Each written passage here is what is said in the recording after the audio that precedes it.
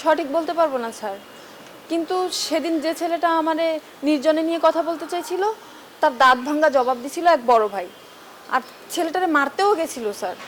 তাই নাকি? আমার বাসার সামনে নিয়মিত এরকম ঘটনা ঘটে যাচ্ছে, অথচ আমি কিছুই জানি না।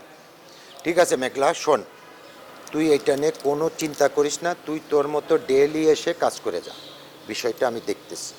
আচ্ছা ঠিক আছে স্যার, এবার দেখা হলে সোজা মন্টু মিয়ার কাছে নিয়ে যাব। একদম, মন্টু মিয়াকে আমিও বলে দেবো, বুঝছিস? ওদের ধরে এনে রশিদে বেঁধে রাখবে। আচ্ছা স্যার, তাহলে আমি এখন যাই। যা, কোনো টেনশন করিস না, যা তুই ঠিক আছে যা। স্যার। কার এত বড় সাহস আমার বাড়ির সামনে এসে 2 নম্বরই করে, মেয়েদেরকে ইপটিজিং করে? বিষয়টা আমার শালা তরুর সাথে সম্পর্ক না তো, ভাববার বিষয়। যাই হোক, সে যেই হোক, আমার বাড়ির সামনে এত বড় কাজ করবে, আমি সেটা সহ্য করব না।